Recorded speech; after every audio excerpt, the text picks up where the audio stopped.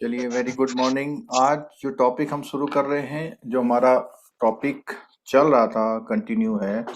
वो टॉपिक को अब दोबारा, जो हाफ पोर्शन रह गया था, वो कुछ क्वेरी भी रेज हुई थी लास्ट क्लास में हमारी, उसको भी देखते हुए चलेंगे। तो टॉपिक चल रहा है हमारा डिमांड और सप्लाई, सप्लाई एंड डिमांड कह लो या डिमांड सप्लाई कह लो। और इस टॉपिक का जो ये इकोनॉमिक्स का बेसिक टॉपिक है, इस टॉपिक के अकॉर्डिंग डिमांड क्या होती है, सप्लाई क्या होती है, मार्केट क्लियरिंग प्राइस क्या होता है, प्राइस कैसे सेट किए जाते हैं, प्राइस को इफेक्ट करने वाले फैक्टर कौन से होते हैं, और डिमांड को इफेक्ट करने वाले फैक्टर कौन से होते हैं, वो सब चीज़ें हमने लास्ट क्लास में स्टडी किया था यहाँ पे।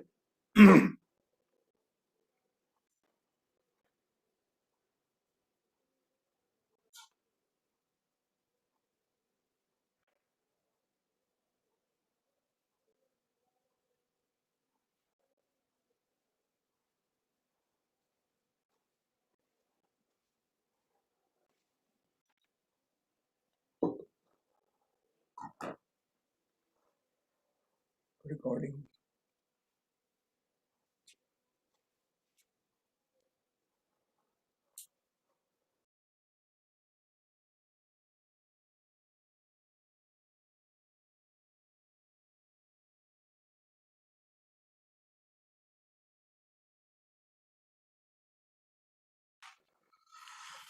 चलिए, यूनिट 2 है एबीएम की, सप्लाई एंड डिमांड। और ये टॉपिक 1-2 मार्क्स की थ्योरी और कभी कभी 3-5 मार्क्स के इसके न्यूमेरिकल या केस स्टडी फॉर्म में, जिसको हम इलास्टिसिटी बोलते हैं, इलास्टिसिटी ऑफ सप्लाई और इलास्टिसिटी ऑफ डिमांड, दोनों में से किसी भी तरह के न्यूमेरिकल आते हैं।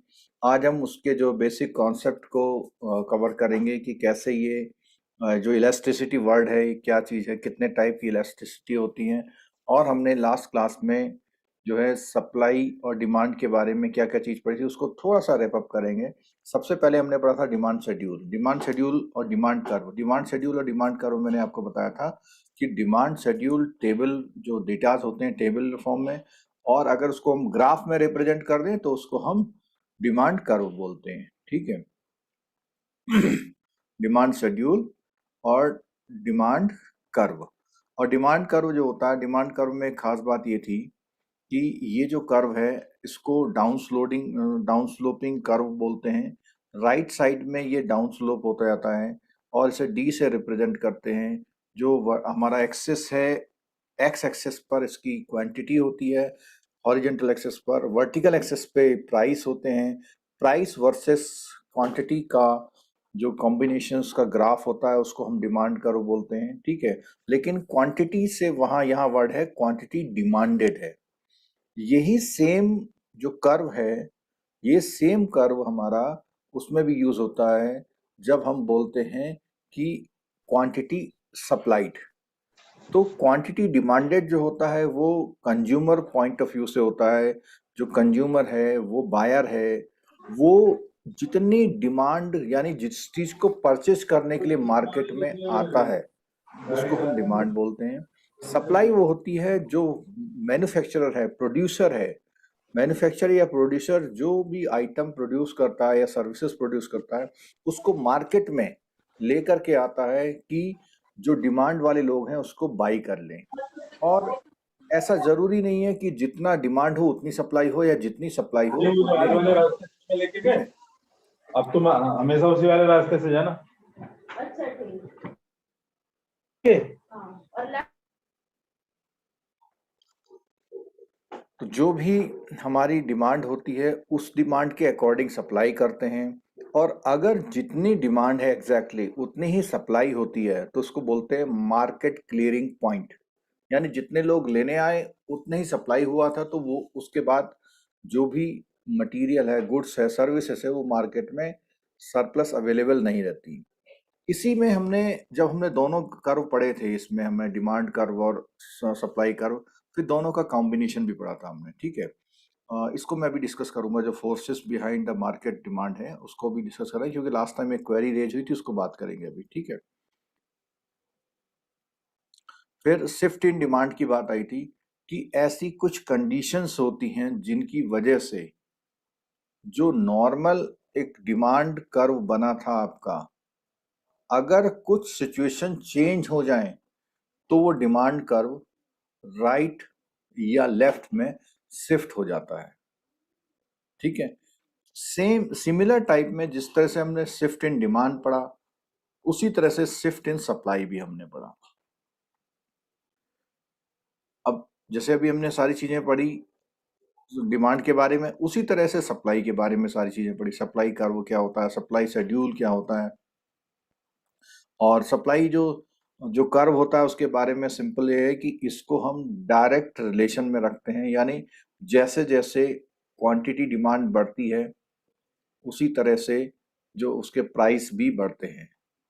जिस चीज की डिमांड ज्यादा होती है उस चीज को क्या करता है, और जो सप्लायर होता है वो चाहता है कि मैं उसको ज्यादा कॉस्टली बेचूं। तो इसका रिलेशन सीधे सीधे ये होता है कि जो भी सप्लायर है प्राइस बढ़ने के साथ साथ वो उसकी सप्लाई बढ़ाना चाहता है। लास्ट क्लास में मैंने कवर किया था कि प्राइस जिस चीज की भी ज्यादा होती है उसमें प्रॉफिट मार्जिन जो है वो ज्यादा अच्छा मिलता है उसको। जो ऑर्गेनाइजेशन जो मैन्युफैक्चरर है उसको सर्वाइवल के लिए लॉन्ग टर्म में उसको रेवेन्यू रिसीव होता है और वो सर्वाइव कर पाता है। ठीक है, तो ज्यादा प्राइस होने पर सप्लाई ज्यादा होती है, तो ये जो है डायरेक्ट रिलेशन में आता है। और ये जो कर्व है इसको एस से रिप्रेजेंट करते हैं। तो आप लोग देख सकते हैं कि जो हमारा डिमांड कर्व है, जो डिमांड कर्व है वो डिमांड कर्व, और जब डिमांड कर्व और सप्लाई कर्व दोनों कॉम्बाइन होते हैं तो उस पॉइंट को हम, ये जो पॉइंट है इस पॉइंट को हम लोग इक्विलिब्रियम पॉइंट बोलते हैं, और इसी पॉइंट को हम लोग मार्केट क्लियरिंग पॉइंट भी बोलते हैं। ठीक है, तो जिस तरह से हमारा जो डिमांड का कर्व था वो शिफ्ट होता है उसी तरह सप्लाई का कर्व शिफ्ट होता है। और कुछ फोर्सेस हैं, जो फैक्टर बोलिए, फोर्सेस बोलिए, जो मार्केट सप्लाई को इफेक्ट करती हैं। ठीक है, अगर दोनों ही जो कर्व हैं दोनों को ही हम मैच करके जॉइंट कर देते हैं तो उसको equilibrium in demand and supply बोलते हैं। उसका फिगर आपकी स्क्रीन पर ये है, ये इसमें जो है इक्विलिब्रियम पॉइंट जो होता है उसमें आपकी डिमांड और सप्लाई क्या होती है, इक्वल होती हैं।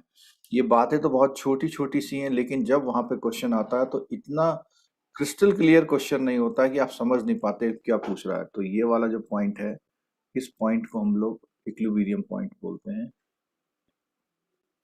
इसको हम लोग इक्विलिब्रियम पॉइंट बोलते हैं।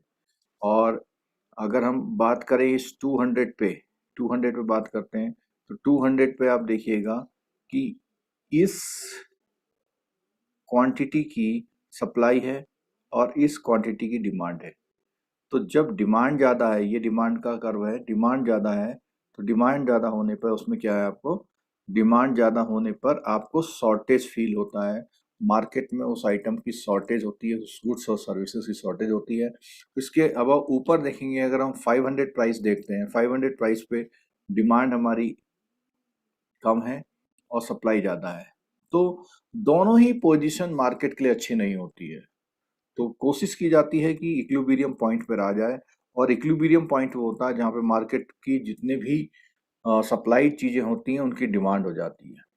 ठीक है, और मैन्युफैक्चरर जो होता है साइकोलॉजी बेस्ड ह्यूमन बिहेवियर पे काम करता है। जो डिमांड होती हैं, needs, wants, human behaviour, taste, preference, religious, कई सारे फैक्टर होते हैं जिनसे इफेक्ट पड़ता है। तो अब हम वापस आ रहे हैं कि डिमांड को इफेक्ट करने वाले कौन कौन से फैक्टर हैं या कौन कौन सी फोर्सेस हैं जो डिमांड को इफेक्ट करती हैं। लास्ट में हमारा क्वेश्चन यही था कि ये देखिए, forces behind the market demand. तो मार्केट डिमांड को इफेक्ट करने वाली चीजें जो थी इसमें सबसे पहला पॉइंट था, क्या था, एवरेज इनकम। अगर जो कंज्यूमर हैं उनकी एवरेज इनकम बढ़ेगी तो उसके अकॉर्डिंग से इसकी जो है डिमांड बढ़ेगी। साइज ऑफ मार्केट, जितनी ज्यादा जहां पॉपुलेशन होगी, जितने ज्यादा कंज्यूमर होंगे वहां पर डिमांड बढ़ेगी। The price and availability of related goods. अब यहाँ पर उससे रिलेटेड जो भी आप कमोडिटी लेने जा रहे हैं, जिसकी डिमांड कर रहे हैं, उससे रिलेटेड चीजों की भी प्राइस और अवेलेबिलिटी जो है हमारे डिमांड को इफेक्ट करती है। जैसे मान ले सिंपल हम बोल दें कि जो पेट्रोल है, अगर पेट्रोल महंगा होगा तो पेट्रोल महंगा होने से हमारी गाड़ियों की सेल पे इफेक्ट पड़ना, ये रिलेटेड गुड्स में आता है, ठीक है। और एक था यहाँ पे, there is a set of objective elements called taste और प्रेफरेंस। तो यहाँ पर ऊपर के 3 पॉइंटों के अलावा टेस्ट और प्रेफरेंस से भी डिमांड का फर्क पड़ता है। और एक है स्पेशल इन्फ्लुएंस।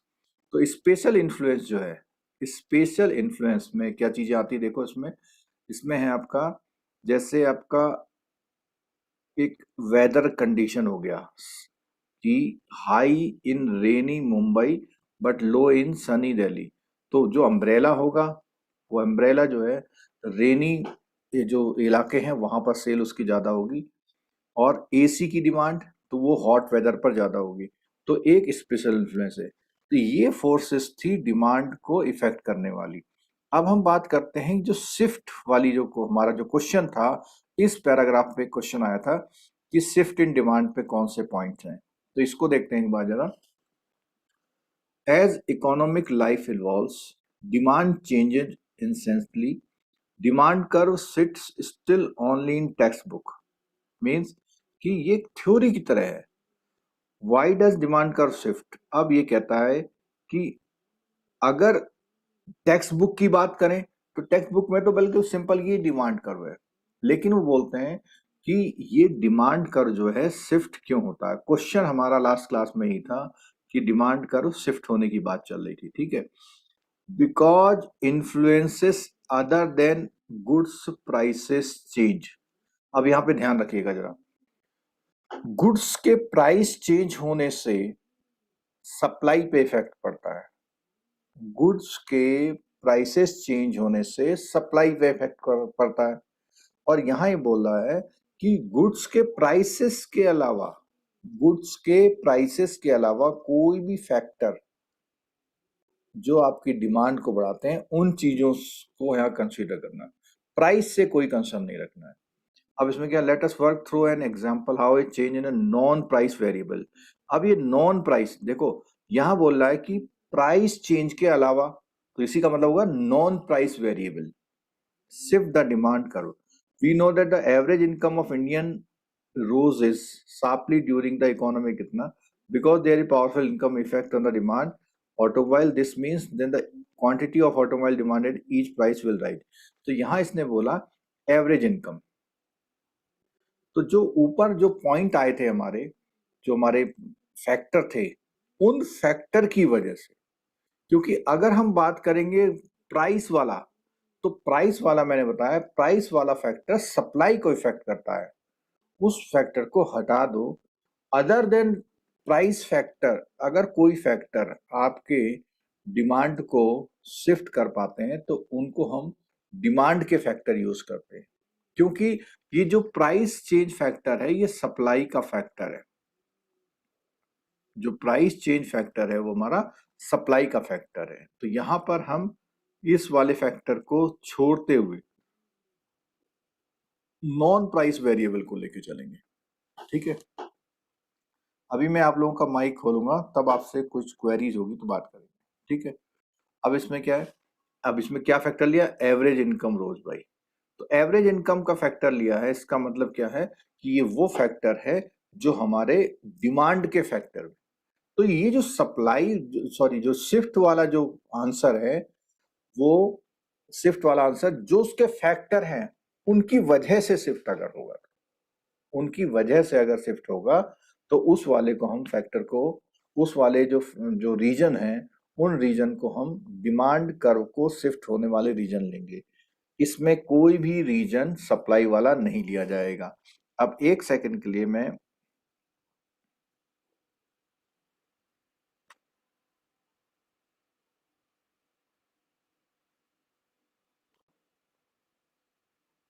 आपको सप्लाई वाले की बात करता हूँ। सप्लाई में कौन से जो फैक्टर हैं जो सप्लाई को इफेक्ट करते हैं।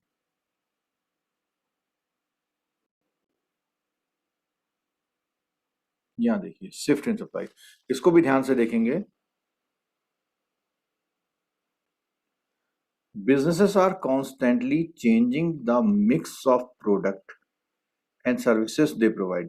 What lies behind these changes in supply behavior? तो बोलता है when changes in factor other than goods own price affect the quantity supplied. तो यहाँ पर वो फैक्टर उस गुड की जो प्राइस है, उस गुड की प्राइस को अफेक्ट करने के अलावा कोई और फैक्टर है। क्या क्या चीजें देखते हैं इसमें? Supply increases or decreases due to each factor mentioned in para 2.6 above, as also due to the change in the market price.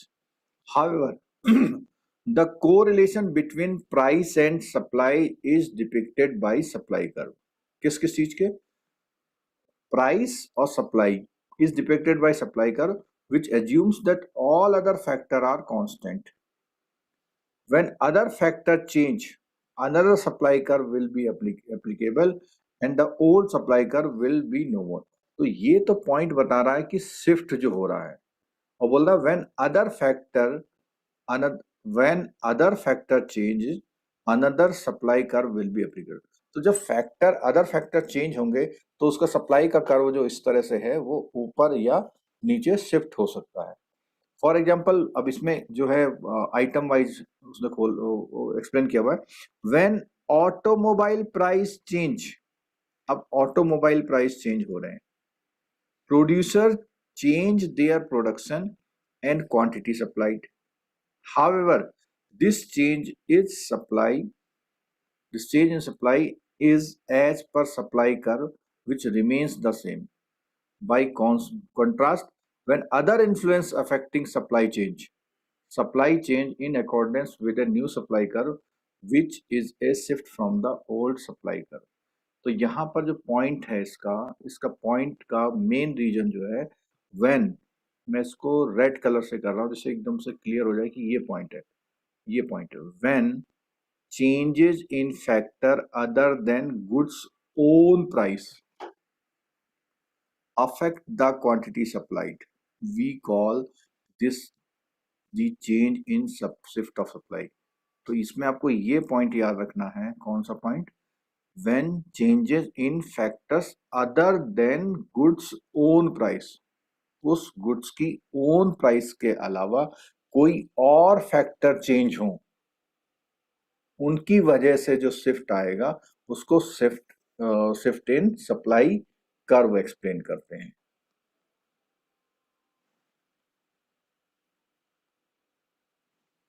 यहां पर देखिए एक और एग्जांपल कर रहा, we can illustrate a shift in supply in the automobile. अब automobile market का example दिया हुआ है। Supply would increase if the introduction of cost saving computerised design and manufacturing reduce the labor required to produce cars, if auto worker took a pay cut, if there were a lower production cost in Japan, or if the government repealed environment regulations of the industry. Any of these elements would increase the supply of automobile. अब देखो इसमें कौन से दो reason दिए हैं, देखना सुनिएगा। इसमें एक तो उसने दिया हुआ है डिजाइन की वजह से, दूसरा उसने बोला हुआ है वर्कर की पे कट की वजह से, तीसरा उसने बोला हुआ है गवर्नमेंट की पॉलिसी की वजह से। तो ये जो तीन फैक्टर हैं वो गुड्स की ओन प्राइस से रिलेट नहीं करते हैं, गुड्स की प्राइस से रिलेट नहीं करते हैं। मैं अभी थोड़ी देर माइक खोल रहा हूँ आपका, जिससे हम लोग इसमें इस पॉइंट पे डिस्कस कर पाए कि क्या वो जो उस दिन क्वेरी थी वो क्या थी और क्या उसका पॉइंट था। हाँ बोलिए।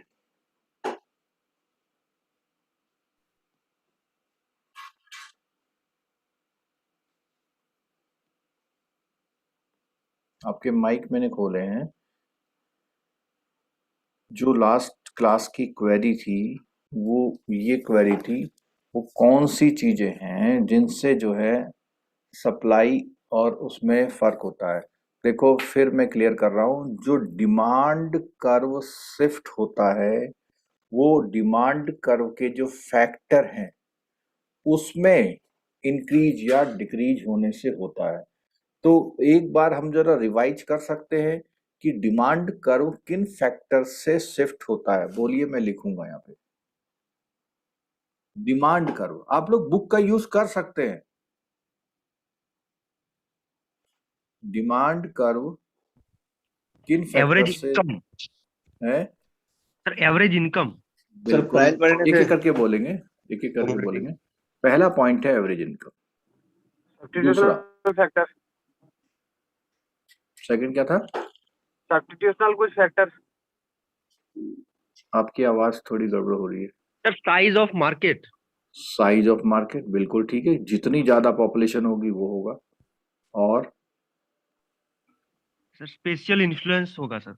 बिल्कुल इन्फ्लुएंस की बात आई थी। और टेस्ट Related और goods. Preferences. Taste and preferences थी। और भी कोई था? Related goods, sir. रिलेटेड, बिल्कुल ठीक। ये 5 हमने एग्जाम्पल दिए। अब थोड़ा सा देर आप सोचिएगा कि डिमांड कर्व, अगर इनमें से कोई चीज में इफेक्ट आएगा तो डिमांड कर्व क्या होगा? शिफ्ट होगा सर। शिफ्ट होगा। अब अपवर्ड या डाउनवर्ड, ये कैसे डिसाइड होगा? डिपेंड करता है सर, ये फैक्टर किस तरफ मूव कर रहे हैं। सपोज बिल्कुल एवरेज इनकम बढ़ रही बोला है, आपने। अगर एवरेज इनकम कम हो जाएगी लोगों की तो डिमांड कर्व भी डाउनवर्ड। हमारा डाउनवर्ड आ जाएगा। तो वहां पे जब एग्जाम में हम होते हैं तो एग्जाम में वो इस तरह का एक क्वेश्चन बनाता है और उसमें आपका पूरा लॉजिक चेक करता है वो, और उस समय हम उसका आंसर नहीं दे पाते हैं। अगर हम बहुत बेटर अंडरस्टैंडिंग से बात को समझेंगे तभी इसका आंसर। इसीलिए मैंने इस टॉपिक को लास्ट वाले में आगे नहीं बढ़ाया, क्योंकि मुझे पता था इसमें डिस्कशन होगा, डाउट होंगे इसमें। तो अगर मैं सिंपल क्वेश्चन ये पूछूं कि डिमांड कर्व को शिफ्ट करने वाले फैक्टर कौन से हैं, तो दीज आर 5। कौन कौन से हैं? Average income, size of market, special influence, taste of preferences और रिलेटेड गुड्स। अगर इनमें कोई भी चेंज होगा तो उन चेंजेस से अगर डिमांड कर्व शिफ्ट होता तो उसको बोलते हैं डिमांड कर्व शिफ्ट करने वाले फैक्टर। ठीक है। अब सेम चीज यहां पर जब हम सप्लाई कर्व में आते हैं तो सप्लाई कर्व की इंपॉर्टेंट बात क्या है कि गुड्स और सर्विसेज के ओन प्राइसेस के अलावा, गुड्स और सर्विसेज के ओन प्राइसेस के अलावा कोई फैक्टर, ओन प्राइसेस से मतलब है उसका रॉ मटेरियल, ठीक है, रॉ मटेरियल जिसकी वजह से वो बन रही है, उसके अलावा कोई फैक्टर अगर चेंज होते हैं, जैसे इस एग्जांपल में हमारे क्या थे, प्रोडक्ट का जो टेक्नोलॉजी डिजाइन है, जो अब वो है कॉस्ट सेविंग, इसको बोल देंगे कंप्यूटराइज टेक्निक।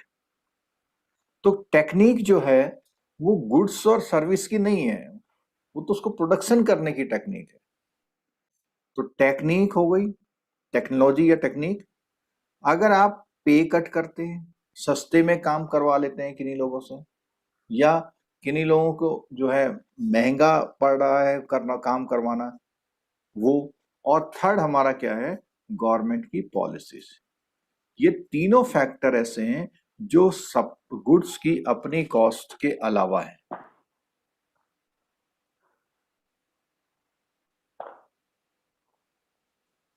बोलिए, अभी भी किसी को डाउट है थोड़ा सा भी?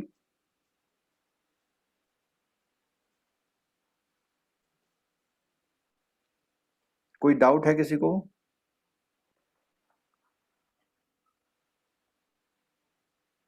सर डिमांड कर्व का अपवर्ड शिफ्टिंग कैसे होता है, उसको ग्राफ के द्वारा थोड़ा रिप्रेजेंट करके बताइए अच्छा, ना। बता देता हूँ।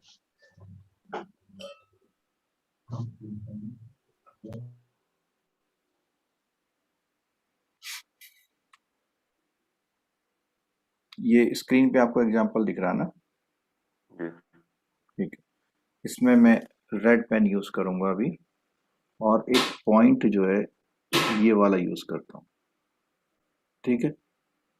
और इस पॉइंट पर ये जो डी है, डार्क डार्क लाइन है डी की, वो हमारा ओरिजिनल कर्व है।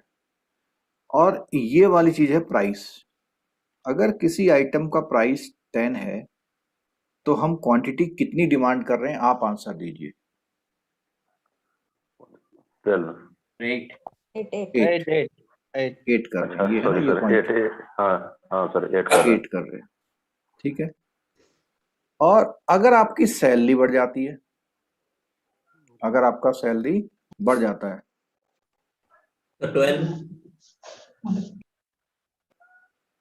12 सर 12 हाँ, अगर आपका सैलरी बढ़ जाता है तो आप उसी प्राइस पे, सेम प्राइस पे 8 लेके आते थे, अब आप कितना लेके आने लगे मार्केट से?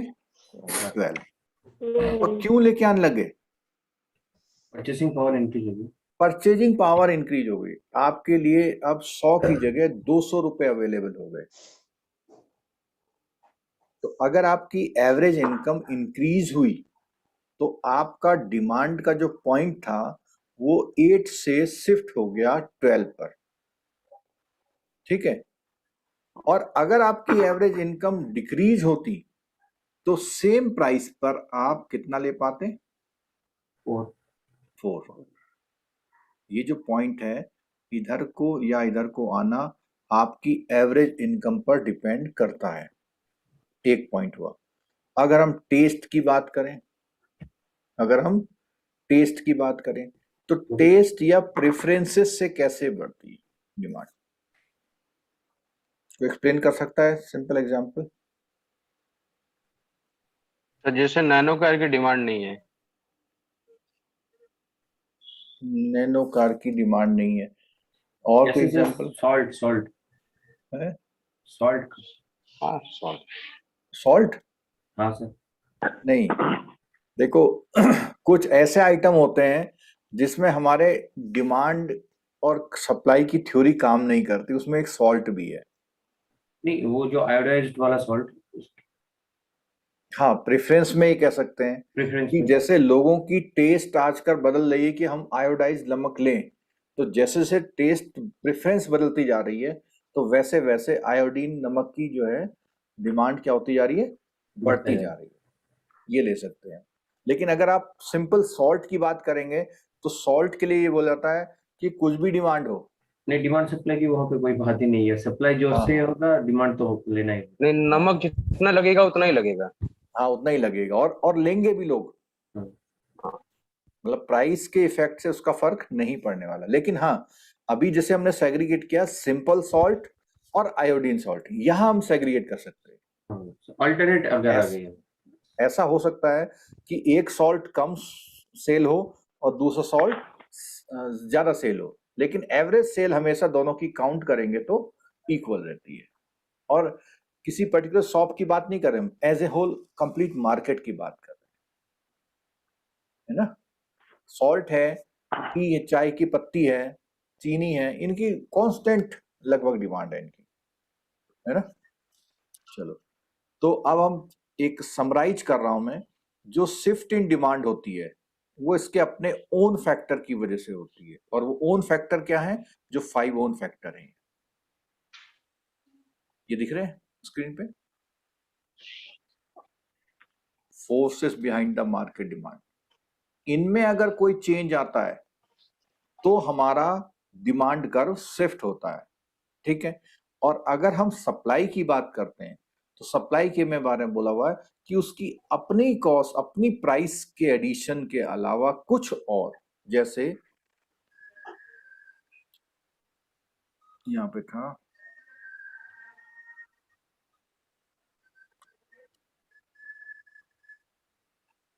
ये shift in, so when changes in factors other than goods own price affect the quantity supplied, ठीक है। गुड्स की अपनी प्राइस के इफेक्ट के अलावा कुछ और फैक्टर, और उस कुछ और फैक्टर में बात हमने करी थी कि हमारा प्रोडक्शन करने का टेक्निक, आपका जो अवेलेबिलिटी ऑफ लेबर का कॉस्ट बढ़ना या घटना, गवर्नमेंट कोई टैक्स इसको बोलते हैं, जैसे अगर हम सीएनजी की बात करें या हमारे इसके सोलर की बात करें, तो इसमें क्या होता है, गवर्नमेंट टैक्स कम लगा रही है, तो इसके चेंजेस से जो आपका सप्लाई में चेंज आता है उसको हम सप्लाई शिफ्ट बोलते हैं। ठीक है। अच्छा, अब इसके बाद हमने जो इक्विलिब्रियम पढ़ा था, इक्विलिब्रियम में हम दोनों को शिफ्ट नहीं कर रहे थे, हम क्या कर रहे थे, सिर्फ दोनों के कांस्टेंट वाले जो हमारे ग्राफ थे, जैसे सिंपल अगर हम एग्जांपल बात करें ये डिमांड का है और ये सप्लाई का है, तो ये जो पॉइंट है वो इक्विलिब्रियम पॉइंट होता है। ये वाला पॉइंट बताएंगे क्या, कौन सा पॉइंट कहलाता है, शॉर्टेज या एक्सेस? ये वाला सरप्लस एक्सेस है इसको सर। समझने के लिए सिंपल बात ये है कि हमारा ये डी है और ये एस है, तो जिसका ज्यादा है, एस का ज्यादा है, एस का डिस्टेंस ज्यादा है, तो यानी सरप्लस है। ठीक है। यहाँ पे एस का डिस्टेंस कम है और डिमांड क्या है, शॉर्टेज हो जाएगा सर। तो शॉर्टेज है। और एक क्वेश्चन कोई सरप्राइज नहीं है, ऐसा बहुत घुमा के पूछ सकता है, अगर आपका कॉन्सेप्ट क्लियर है तो आपका आंसर आएगा, सही आएगा आंसर। ठीक है। चलो, अब यहां जो आगे इसने बोला हुआ है कि ये जो सिंपल कॉम्बिनेशन था, अब डबल कॉम्बिनेशन पे काम करेंगे। अब किस में काम करेंगे, डबल कॉम्बिनेशन, यानी एक तो सिंपल रहेगा, एक शिफ्ट होगा। क्या लिखा हुआ देखो, effect of A shift in supply और डिमांड। तो यहाँ पे अगर कर्व से पहले देखते हैं कि कर्व क्या है। देखो, इसमें जो ओरिजिनल कर्व है उसका पॉइंट बता सकते हैं क्या है? Yes sir. क्या है? ई सर। ई में है। ये ओरिजिनल पॉइंट है। Yes sir. और कौन सा कर्व शिफ्ट हुआ है इसमें? सप्लाई सप्लाई शिफ्ट हुआ है। Yes sir. डाउनवर्ड हुआ है, अपवर्ड हुआ है? डाउनवर्ड। पक्का? नहीं, लेफ्ट हुआ है। लेफ्ट हैंड साइड, हाँ लेफ्ट साइड। जो डिमांड वाला होता है उसके लिए हम लोग अपवर्ड डाउनवर्ड यूज करते हैं। ठीक है। तो राइट हाँ, इसको बोलेंगे हम लोग लेफ्ट शिफ्ट। सर हाँ, सर डिमांड डाउनवर्ड जब डिमांड नहीं हो सकता राइट तब सर, डिमांड से कम होता है। Right left. अच्छा चलो, ये भी डाउट दूर करते हैं आपका। क्लास का यही फायदा है कि हमारे छोटे छोटे डाउट्स हम लोग क्वेश्चन रेज करें। कई बार क्या होता है, कुछ लोग क्वेश्चन रेज नहीं करते, लेकिन जो दूसरा बंदा रेज करता है उससे हम लोग बेनिफिट उठा सकते हैं। ये जो पिक्चर दिख रहा है इस समय, इस पिक्चर में कौन सा शिफ्ट है? राइटवर्ड शिफ्ट है। राइटवर्ड शिफ्ट है। क्या हम इसको अपवर्ड डाउनवर्ड बोल रहे हैं? नहीं। देखो, नहीं ये सर। लिखा हुआ है, नहीं सर नहीं। ये लास्ट लाइन में लिखा हुआ है। क्या लिखा हुआ है? Right word shift. Right word. Yes ठीक है। सर। तो राइट वर्ड और लेफ्ट वर्ड बोल रहे हैं। अच्छा, और देखते हैं जरा।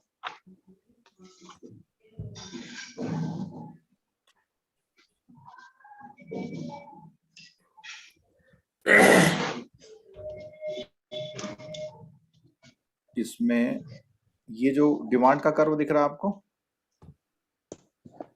इसमें कौन सा शिफ्ट हुआ है? लेफ्ट शिफ्ट होगा sir. Right word. Right right word. Word. Right word.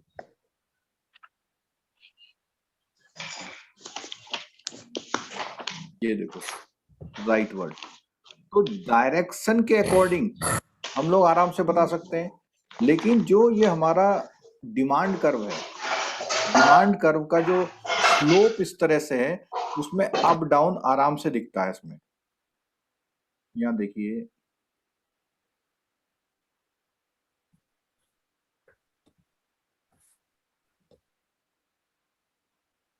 ये लिखा यानी हुआ है। सर डिमांड कर में राइट वर्ड अब सॉरी अपवर्ड डाउनवर्ड शिफ्टिंग होती है, और सप्लाई में राइट वर्ड लेफ्ट वर्ड नहीं, होती है। शिफ्टिंग हमेशा राइट लेफ्ट में आएगा।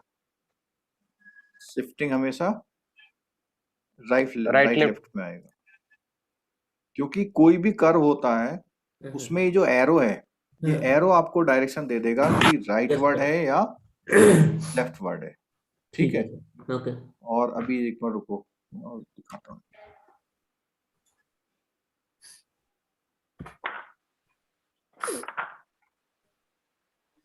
हम लोग इस ग्राफ में थे ना, ठीक है। हाँ सर, एक ही हाँ, मिनट। तो इसमें जो है हम लोग कौन सा वर्ड यूज करेंगे? Leftward shifting. Left word shift use करेंगे, ठीक है। और ये हमें लॉजिक लगाना पड़ेगा कि क्या इफेक्ट आ रहा है, उससे हमारा कर्व किस तरफ को जाएगा, ठीक है। तो अब यहां पर क्या हुआ, क्या चेंज हुआ? आपकी डिमांड कांस्टेंट है, आपकी डिमांड कांस्टेंट है, सप्लाई चल रही थी। अब Yes, sir. गवर्नमेंट ने अचानक ग्रीन टैक्स लगा दिया, तो सप्लायर क्या करेगा? कम कर देगा सर। डिपेंड करता है जो कंज्यूमर है तो क्या डिमांड कर रहा है? उसकी रिक्वायरमेंट, उसका टेस्ट, उसकी इनकम पे क्या फर्क पड़ रहा है। तो यहाँ पर ये देखिए कि इक्विलिब्रियम कहाँ शिफ्ट हुआ, अप हुआ है डाउन? पहला क्वेश्चन मेरा ये है। इक्विलिब्रियम अपवर्ड शिफ्ट हुआ। अपवर्ड शिफ्ट हुआ सर, अपवर्ड। अपवर्ड शिफ्ट हुआ, यहाँ sir. इक्विलिब्रियम यहाँ से यहाँ आ गया, ठीक है। Yes sir. Means market clearing price बढ़ गए। Yes sir, market clearing price क्या हो गए? बढ़ गए। अभी हमने शिफ्ट देखी सप्लाई में, सेम यही थ्योरी अब हम किसको शिफ्ट करके देखेंगे? डिमांड को करके देखते हैं। ये देखिए, दिख रहा है? Yes sir. इस बार सप्लाई कांस्टेंट, और किस चीज में फर्क पड़ा? डिमांड पे। डिमांड। और डिमांड में फर्क किन रीजन से पड़ता है? 5 रीजन से। 5 रीजन है ना, वो 5 रीजन से। अच्छा, क्या ऐसा हो सकता है कि डिमांड भी शिफ्ट हो जाए और सप्लाई भी शिफ्ट हो जाए? हाँ, हो सकता है। हो सकता है सर। दोनों चीजें एक साथ, अगर दोनों चीजें एक साथ है। अच्छा, पहले मैं इसमें बात करता हूं। अगर डिमांड कर्व राइट शिफ्ट होता है, आपसे जो क्वेश्चन किस तरह पूछेगा वो, अगर डिमांड कर्व राइट शिफ्ट होता है तो इक्विलिब्रियम प्राइसेस में क्या इफेक्ट आता है? क्वेश्चन समझ रहे हैं आप? अपवर्ड जाएगा। हाँ, तो ये आपको बहुत क्लियर कट कॉन्सेप्ट रखना पड़ेगा। आपको इमेजिनेशन इतना शार्प होना चाहिए, एकदम से आप आइडिया लगा लें। तो ये हमारा ओरिजिनल है पॉइंट, और जब डिमांड कर्व इधर शिफ्ट हो गया तो ये इक्विलिब्रियम का पॉइंट इधर आ गया, ठीक है। क्लियर होगी बात? और यहाँ पर भी आपने देखा कि प्राइसेस क्या हो गए? बढ़ गए। बढ़ गए। और डिमांड, जो डिमांड कर्व शिफ्ट होता है राइट वर्ड को, उसमें सबसे मोस्ट जो इफेक्टिव रीजन होता है, बता सकते हैं क्या? अगर हम प्राइस विल इंक्रीज, क्वांटिटी कम हो जाती है, प्राइस ज्यादा हो जाती है सर। प्राइस का रिलेशन नहीं है बाबा डिमांड शिफ्ट होने में। सप्लाई कम होती है। Average income sir. नहीं, देखो आप अभी भी कंफ्यूज कर रहे हैं एक बात का। आप कॉमन एजम्पशंस हटा दीजिए, थ्योरी की बात करिए। थ्योरी कहता है 5 रीजन। क्या 5 रीजन में प्राइस है? नहीं सर। तो क्यों बोल रहे हैं एवरेज प्राइस? इनकम है ना सर, एवरेज इनकम वो प्राइस नहीं, वो एवरेज इनकम अलग चीज है, प्राइस अलग चीज है। Yes sir. आपसे जब भी डिमांड शिफ्ट की बात पूछी जाएगी, आप सिर्फ 5 रीजन की बात करेंगे, प्राइस, पॉलिटिकल, टेक्नोलॉजी की बात नहीं करेंगे आप। वो तो सप्लाई में है सर। वो सप्लाई में है। Yes sir. तो यहाँ पे मोस्ट रीजन होता है एवरेज इनकम बढ़ने का। यस, ठीक है। अच्छा, सप्लाई भी तो कम हो सकती है सर। सर सप्लाई कम हो सकती है, लेकिन सप्लाई का रिलेशन डिमांड से यहाँ बिल्कुल नहीं रखना है आपको। सप्लाई एक अलग फैक्टर है। सप्लाई को कांस्टेंट रखना है यहाँ पे। सप्लाई जो होता है मैन्युफैक्चरर और प्रोड्यूसर एंड से डिसाइड होता है। Yes sir. और डिमांड जो होता है कंज्यूमर एंड से डिसाइड होता है। ये दोनों पिलर इंडिविजुअल रहेंगे। जो थिन लाइन डिफरेंस है उसको वो करिए, आप लोग क्लियर करिए इस पॉइंट को कि डिमांड कंज्यूमर एंड पर होता है, सप्लाई सप्लायर एंड पर होता है। सप्लाई को इफेक्ट करने वाले रीजन दूसरे हैं, डिमांड को इफेक्ट करने वाले रीजन दूसरे हैं। और सप्लाई और डिमांड से प्राइस डिसाइड होते हैं। सर अगर अच्छा, सप्लाई को हाँ। हम लोग आइसोलेट करके रखते हैं, if we say that supply is constant, तो डिमांड बढ़ने का कारण हो सकता है कि एवरेज इनकम का बढ़ना। हाँ बिल्कुल हो बट अगर सकता है। सप्लाई को आइसोलेट हम नहीं कर सकते, वैसे अगर केस आ गया तो उसमें सप्लाई कंसिडर कर सकते हैं, नहीं नहीं कर सकते? नहीं नहीं, बिल्कुल नहीं। भाई एक बात बताओ, मार्केट में 10,000 क्विंटल अरे अरिबा, या 10,000 व्हीकल्स आ जाएं और आपकी जो कैपेसिटी है वो 1 व्हीकल लेने की है, आप कितने व्हीकल लेंगे? ओनली एक ही वन। लेंगे। वही नहीं लेंगे। आपको सप्लाई से कोई फर्क पड़ रहा है? बताओ। Only demand. ठीक है, तो इसको थोड़ा समझने की कोशिश करो। देखो यही थिन लाइन डिफरेंस को क्लियर करिए आप लोग। डिमांड कर्व और सप्लाई कर्व दोनों अलग अलग चीजें हैं, और दोनों को जॉइंट हम क्यों कर रहे हैं ये भी बता दो। चलो, ये तो प्राइस डिटर्मिनेशन के लिए कर प्राइस रहे हैं। डिटर्मिनेशन के लिए कर रहे हैं। हम लोग केवल थ्योरी में पढ़ रहे हैं उस बात को कि कौन सा प्राइस पे डिमांड और सप्लाई इक्वल होता है, वो डिसाइड करने के, वो डिटरमाइन करने के लिए, कैलकुलेट करने के लिए हम लोग कर्व को मिक्स कर रहे हैं। और अभी जो ये वाला जो एग्जांपल है इसमें कि देखिए इक्विलिब्रियम पॉइंट ऊपर चला गया, यानी प्राइस इक्विलिब्रियम पॉइंट के ऊपर चले, उसका रीजन ही है डिमांड शिफ्ट हुआ, और डिमांड शिफ्ट होने के 5 रीजन हो सकते हैं।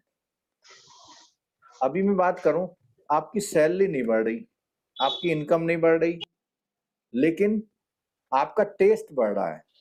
टेस्ट मीन्स आपको इलेक्ट्रिक व्हीकल चाहिए आजकल, तो डिमांड घटेगी बढ़ेगी? बढ़ेगी। बढ़ेगी। चाहे आप कोई और बजट अपना कम करेंगे, चाहे लोन लेंगे, चाहे पुरानी गाड़ी सेल करेंगे, तो अगर आपका प्रेफरेंस बढ़ रहा है तो एवरेज इनकम नहीं भी बढ़ रही तो भी डिमांड बढ़ जाएगी। ऑर्गेनिक प्रोडक्ट की बात करते हैं, आपकी इनकम नहीं बढ़ रही लेकिन आप ऑर्गेनिक प्रोडक्ट खरीदना चाह रहे हैं, और इन सब के पीछे रीजन है आप अपना बजट डिस्टर्ब करते हैं। मींस किसी आइटम को कम करते हैं, किसी को ज्यादा करते हैं, लेकिन प्रेफरेंस बढ़ने से आप उस चीज की सेल मार्केट में बढ़ा देते हैं, डिमांड बढ़ा देते हैं। ग्रीन टी की बात करें, एक केस बताता हूँ सर, जो आप थोड़ा अगर एमसीक्यू से समझा दे तो अच्छा रहेगा सर। अभी आप जैसे डिस्कशन कर रहे हैं कि सप्लाई का बढ़ना घटना डिमांड से कोई लिंक नहीं रखता है, तो अभी लेकिन जो थ्योरी में पढ़ रहे हैं कि shift in supply changes demand, तो वो दो चीज डिमांड रिजल्ट होती है। अच्छा, मतलब उसका उससे रिजल्ट ऐसा निकल के आता है कि हाँ डिमांड में फर्क आ गया। सर मान के चलिए जाए एमसीक्यू आ गया, उसमें 4 ऑप्शन आ गया, मतलब एवरेज प्राइस, एवरेज इनकम का बढ़ना हो गया, मतलब क्या डिमांड बढ़ने का क्या कारण हो सकता है? एवरेज इनकम का बढ़ना हो गया है ना, जो 5 रीजन है, इनके अलावा छठा रीजन नहीं है। सप्लाई बढ़ने या घटने से डिमांड में कोई फर्क नहीं पड़ता। हमारी स्टडी इन 5 रीजंस पे ही बेस्ड है, इसके बाहर नहीं जा सकते। आपको ऐसा एक हाइपोथेटिकल लग रहा है ऐसा कि किसी चीज की सप्लाई बढ़ जाएगी तो आप लोग ज्यादा खरीदने लग जाएंगे, कोई एक एग्जांपल दे दीजिए आप। सर जैसे कि सीजनल आइटम्स में जब सप्लाई ज्यादा हो जाती है कोई मतलब वेजिटेबल्स का, तो वो ज्यादा we tend to buy more of that product. जब कोल्ड स्टोरेज आता है उससे कम खरीदते हैं। अब हाँ, इसका आंसर मैं देता हूँ आपको। ठीक है साइज ऑफ मार्केट हुआ ना सर, वो साइज ऑफ मार्केट हुआ ना। सुनो मैं बताता हूँ सर। इनका कहना ये है कि सप्लाई ज्यादा आ गई, वेजिटेबल बहुत आ गया मार्केट में, ठीक है, तो बहुत ज्यादा आ गया तो क्या आप ज्यादा खरीदने लग जाएंगे? अगर सस्ता है तो ज्यादा खरीदेंगे ना सर। हाँ, अगर सस्ता है। अब एक बात सुनिएगा जरा, इस पॉइंट को सुनिएगा। अगर सस्ता है, अगर आपको चीपर मिल रहा है तो खरीदेंगे। और कोई चीज मार्केट में चीपर होना इनडायरेक्टली आपकी इनकम बढ़ना बताता है या नहीं बताता है? Yes sir. हाँ यस सर। अच्छा, एक कंफ्यूजन शायद और है आपको। इट मे नॉट बी ना सर। सर मतलब इसमें हमारी इनकम को भी लिंक कर रहे हैं इनकम बढ़ने का। एक पॉइंट, एक कंफ्यूजन और है आपको शायद इनकम बढ़ना किसे कहते हैं ये बताओ। अच्छा, सैलरी बढ़ना सर ये होता है क्या इन्फ्लेशन से income लिंक करें नो इनकम सर। को आप अभी। हाँ, अब आप मैं बताऊं ये मिस्टेक क्यों हो रही है पता है? आप लोग सोच रहे हैं इनकम बढ़ना का मतलब सैलरी बढ़ना होता है। No sir, no sir. और जब इनकम बढ़ना जब का वो मतलब पर्टिकुलर परचेजिंग पावर बढ़ना होता है। पावर बढ़ना, यस सर। आप बात समझिए कि आपकी परचेजिंग पावर बढ़ गई या आपकी इनकम बढ़ गई तो ही आप क्वांटिटी ज्यादा लेंगे। अगर सप्लाई होने से ज्यादा होने से उसने प्राइस कम नहीं किए तो आप ज्यादा नहीं लोगे। यस सर, हाँ वो सर, प्राइस कम correct. कर रहा है। प्राइस कम कर रहा है, जैसे अभी आईफोन के प्राइस कम हुए हैं तो हमने It फिर does not mean also if my income is increased, I have to purchase the product if the price is less. नहीं, अगर आपकी रिक्वायरमेंट पे भी डिपेंड करता है। फिर अब आपको नीड नहीं है तो आप लेंगे ही नहीं वो चीजें। हाँ sir. It does not mean that my income is increased, I will purchase the products which I don't need, even if it is cheaper. वही तो मतलब कि आपकी नीड भी तो होनी चाहिए उसकी। हाँ sir. नीड भी होनी चाहिए आपकी, ठीक है। और नीड को हम टेस्ट और प्रेफरेंस से भी कंपेयर कर सकते हैं, ठीक है। चलो जितना भी समझ में आया आगे बढ़ते हैं, और अभी हो सकता है कुछ पॉइंट और आए हमारे, ठीक है।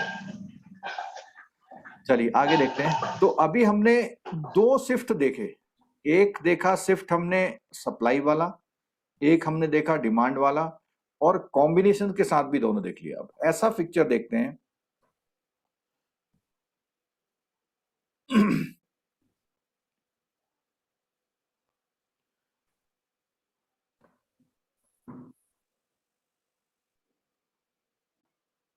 इस ग्राफ को देखते हैं जरा। इस ग्राफ में हमारा जो शिफ्ट का कर्व है वो किस डायरेक्शन में है? डाउन, राइटवर्ड, ठीक है, राइटवर्ड है। और इस एग्जांपल में आप देखिए कि इक्विलिब्रियम प्राइसेस क्या हो गए? कम हो गए, डाउन हो ऊपर गए, चला गया ना, नीचे आ गया, नीचे आ गया। ठीक है। नीचे आ गया। शिफ्ट हुआ आपका सप्लाई का कर्व राइटवर्ड आया, और शिफ्ट जो सप्लाई का कर्व राइटवर्ड आया ये किस रीजन से आया? 3 रीजन बताए थे, ठीक है। डिमांड आपका कांस्टेंट है, उस पॉइंट ऑफ टाइम पे आपके इक्विलिब्रियम प्राइसेस क्या हो गए? डाउन हो गए, घट गए। अब यहाँ देखिए ये मार्केट क्लियरिंग प्राइस लेट से यहाँ पे 10 था और यहाँ पे कितना हो गया? लेट से 7। तो एक अभी जो थोड़ी देर पहले क्वेश्चन था कि यहाँ पर सप्लाई बढ़ी है या घटी, इस एग्जांपल में बताइए जरा। सप्लाई बढ़ी है, बढ़ी है। Yes sir. सप्लाई बढ़ने से हमारी डिमांड में फर्क आया है कुछ? नहीं आ गया है। कम आया है सर। 10 था पहले, डिमांड कितना हो बढ़ी गया? है सर, हाँ डिमांड बढ़ी है। बढ़ गया ना, ठीक है। प्राइस घटने से डिमांड हाँ, घट गई। तो वही बात ना, प्राइस घटने का मतलब क्या है? आपका परचेजिंग पावर बढ़ गया, बढ़ गया। और Increase. अगर यही एग्जांपल मैं सॉल्ट के लिए ले लूं तो क्या ये ग्राफ सॉल्ट के लिए ग्राफ बन के आएगा? नो सर, नहीं आएगा उसको। नहीं आएगा। उसमें क्वांटिटी में फर्क नहीं लाएगा बिल्कुल भी, ठीक है। अच्छा, इसके पहले क्वेश्चन कर लेते हैं, उसके बाद न्यूमेरिकल में देखेंगे। क्या है पहला क्वेश्चन का आंसर बताइए। Demand schedule is the relation between demand and quantity part. First वाला बोला sir, relation between demand and quantity part. Second sir. Income and demand, price and quantity both. Price and quantity. चलो ठीक है, देखो छोटा सा question है और मैंने अपनी क्लास में लास्ट टाइम भी आज ही बताया कि ये जो रिलेशन है P वर्सेस क्यू। Q है, क्यों? ये बताया था ना, yes sir. P versus Q है। फर्क क्या है कि अगर आप डिमांड शेड्यूल की बात कर रहे हैं, क्वांटिटी डिमांड, तो क्वांटिटी डिमांडेड आ जाएगा यहाँ पे, ठीक है। प्राइस कांस्टेंट है। अब प्राइस तो हमारा केवल इसमें दिया हुआ है, ठीक है, और क्वांटिटी डिमांड का मतलब क्या होता है? बॉट होता है। ठीक है, क्या आंसर दिया है इसका बुक में बताइए।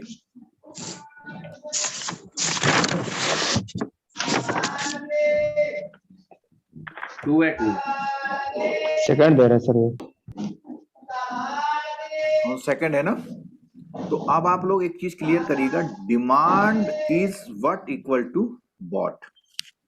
डिमांड का मतलब वो नहीं है कि कोई परचेजर शॉप में जाए और पूछे कि आईफोन कितने का है और बिना लिए हुए चला जाए, और सेकंड शॉप में जाके पूछे, थर्ड शॉप में, ऐसी 5 शॉप में जाके पूछता है, तो उसकी आईफोन की डिमांड कितनी हो जाएगी बाजार में?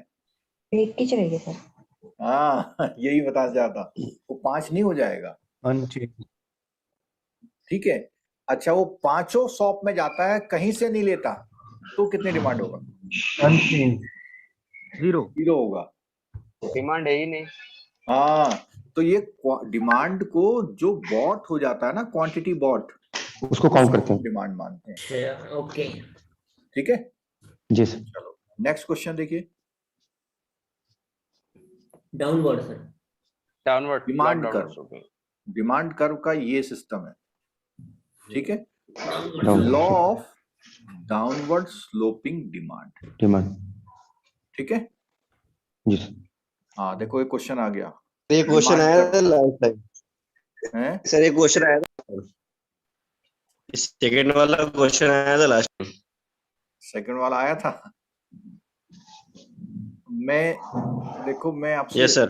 कई बार एक बात कह चुका हूं, अगर आप सोचते हैं ना क्वेश्चन पेपर बहुत टफ आया था, ऐसा नहीं है। मेरी बात फिर सुनिएगा, अगर मैं कहूं कि 20 क्वेश्चन टफ आए थे, मैं एग्री करता हूं इस बात को। 20 क्वेश्चन टफ हो सकते हैं। अब बात आई 80 क्वेश्चन में, उन 80 क्वेश्चन में 20 क्वेश्चन वेरी इजी होते हैं।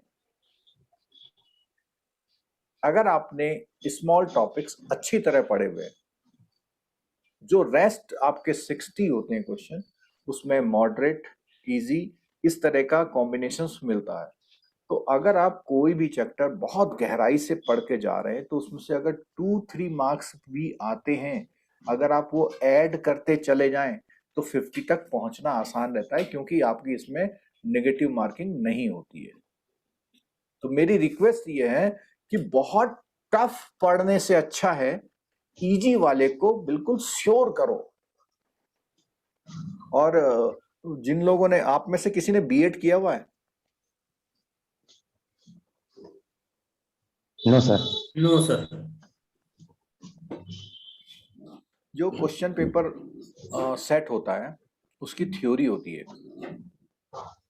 कोई भी question paper completely easy, completely tough नहीं सेट होता है। उसमें उनको फिगर दी जाती है कि 10 question very easy, 10 question very tough, 20 question moderate, 20 question more tough.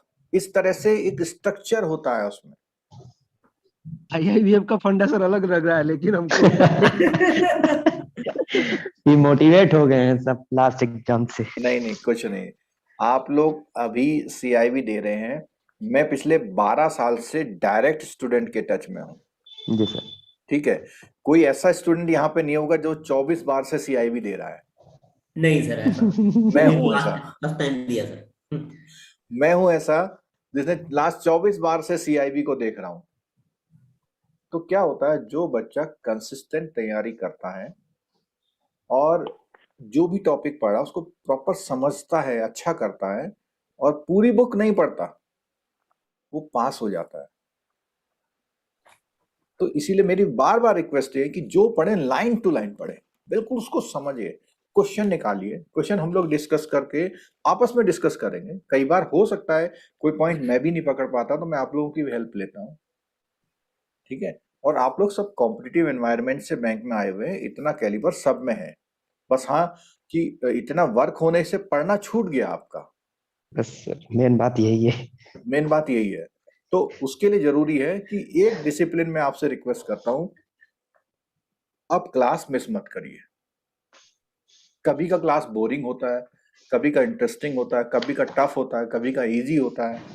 अच्छा, कई बार क्या होता है, क्लास तो अच्छा चल रहा है लेकिन आप अपनी परेशानी में कुछ हैं, घर में मेहमान आने वाले हैं, घर में मेहमान बैठे हुए हैं बगल में और आप पढ़ रहे हैं, ये सब समस्याएं हैं हमारे साथ। ठीक है, तो मेरी रिक्वेस्ट ये है कि आप कंटिन्यूअस रहिए साथ। चलो अगला क्वेश्चन देखते हैं। फोर्सेस बिहाइंड द कर्व बता दो। चलो 1 and 2 होगा सर ये। बिल्कुल सिंपल है। अब कितना इजी लग रहा है क्वेश्चन अब, क्योंकि हमने 2-3 बार डिस्कस कर लिया। ये वाला किसका मामला है?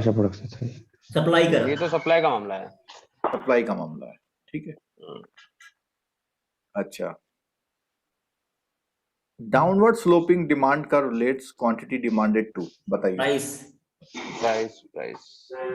क्वांटिटी प्राइस होगा sir. Demand curve related to quantity demanded to किससे? प्राइस। ठीक है। Shift in supply means Change factor other than the goods own price affecting quantity supplied and change in the goods. First ही होना चाहिए sir. Fast होगा sir. देखो ये वो ही लाइन बिल्कुल दे दी इसने, in a factor other than goods own price. Yes sir. और सेकंड वाले में ओन प्राइस लिखा हुआ है दोनों। ठीक है। फर्स्ट नहीं होना नहीं, चाहिए first.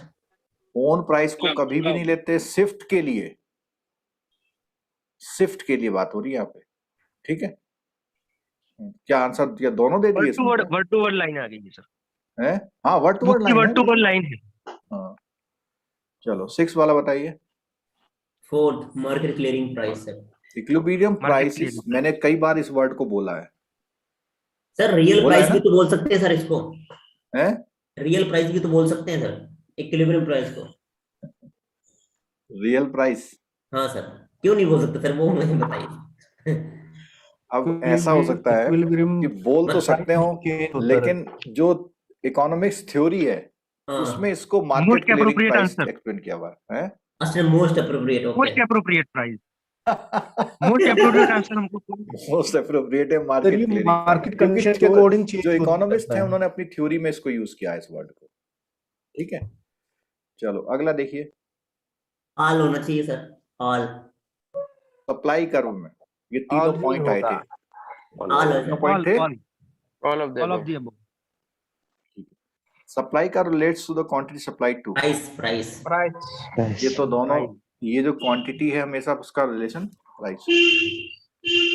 Market equilibrium comes at the price at which quantity demanded equals to the quantity supplied sir. Quantity demanded supplied equal to quantity supply. ठीक है, अगर लोगों की साइकोलॉजी मैन्युफैक्चरर पढ़ ले तो वो बेस्ट प्राइस सेट करता है।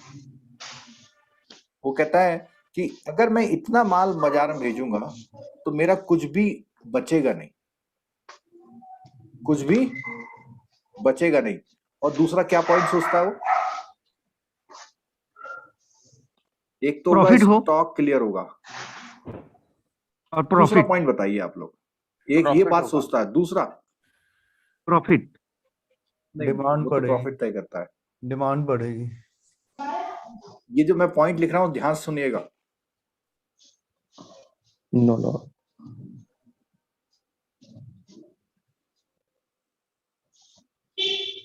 No customer return.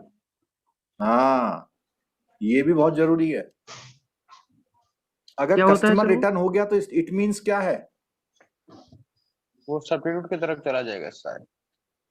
नहीं, शॉर्टेज है। शॉर्टेज, हाँ। मतलब आप सप्लाई नहीं कर पा रहे तो आपको क्या करना पड़ेगा? सप्लाई को बढ़ाना पड़ेगा। और अगर कस्टमर जो है कम आ रहा है और स्टॉक बचा हुआ है तो ऑफर देनी पड़ेगी। वो दोनों जो ग्राफ था, जो क्रॉस ग्राफ था, शॉर्टेज और सरप्लस वाला वो था सर। ठीक है, ठीक। अच्छा, अब जो मैं बात कर रहा था वो न्यूमेरिकल, जो मैं बात कर रहा था इलास्टिसिटी ऑफ डिमांड, आपके यहाँ सिलेबस में नहीं है लेकिन कई बार इसका क्वेश्चन एग्जाम में आया है, उसको मैं खोलता हूँ।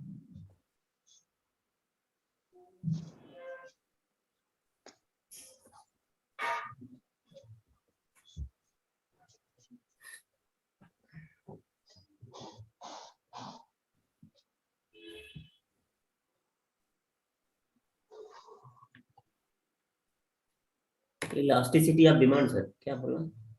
हाँ, इलास्टिसिटी ऑफ डिमांड कई बार एग्जाम में आया, आपके बुक में नहीं है ये, लेकिन हम लोग क्लास में कवर करते हैं इसको।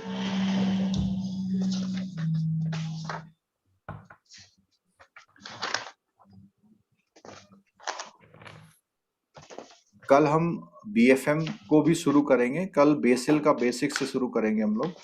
जी ओके तो कल कॉमन क्लास होगा, अच्छा क्लास होगा। अगर आपने पहले से पढ़ा है फिर भी कोशिश करिए क्लास में रहिएगा। जी सर।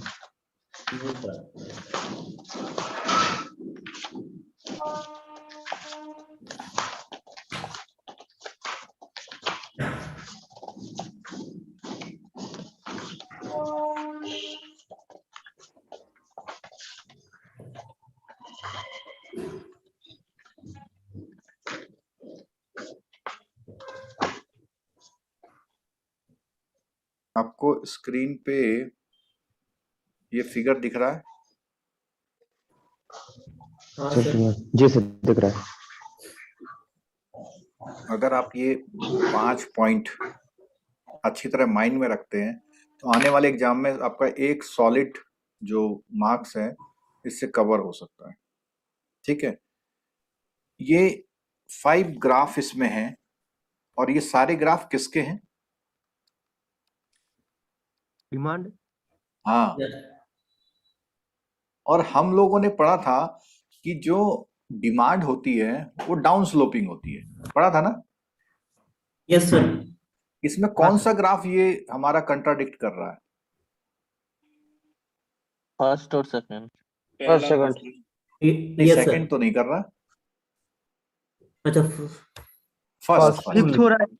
फर्स्ट कर रहा हूँ। तो ये जो थ्योरी है, ये थ्योरी कहाँ पे रॉन्ग हो जाती है? जब कोई जो आइटम है वो एक अलग कैटेगरी का आइटम होता है, वो नॉर्मल कैटेगरी का आइटम नहीं होता। जब वो नॉर्मल कैटेगरी का आइटम नहीं होता तो हमारी ये थ्योरी, तो उसने जो थ्योरी जब बोली है तो उसने बोला हुआ नॉर्मल वाला। एक मिनट, कि जो नॉर्मल गुड्स हैं उनके लिए थ्योरी काम करता है। Hello, good morning. Hello, good morning. आपकी हेलो आवाज सबको सुनाई दे रही है सर?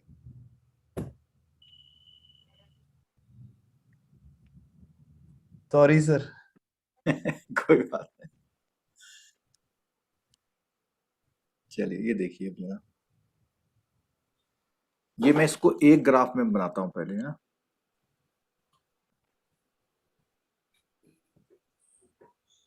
स्क्रीन शेयर नहीं है। अच्छा सॉरी,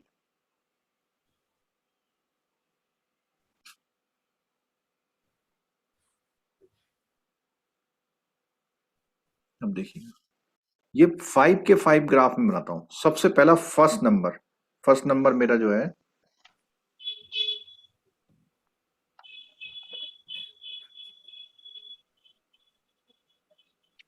फर्स्ट नंबर मेरा ये है, ठीक है, और सेकंड नंबर मेरा ये है। तो मैं यहाँ नंबरिंग भी करता हूँ 1 और 2। थर्ड नंबर मेरा जो है वो ये है,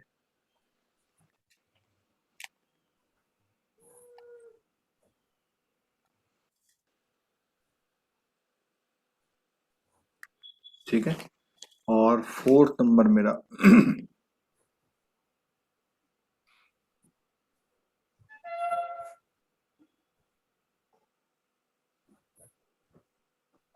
सर अलग कलर ले रहा हूँ, वो फिगर का डिफरेंस पता लगे क्या है। थर्ड और फोर्थ में सर क्या डिफरेंस? थर्ड और फोर्थ में क्या डिफरेंस है सर? Yes sir. बताता हूँ,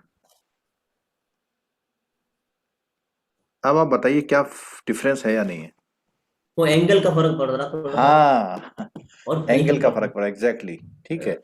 ये आपका यूनिटरी इलास्टिक है, यानी यहाँ रेशियो हमेशा 1 रहेगा। जिस स्पीड से आपका, एक मिनट मेरे को दीजिएगा जरा, कैमरे की बैटरी चेंज कर लूं मैं।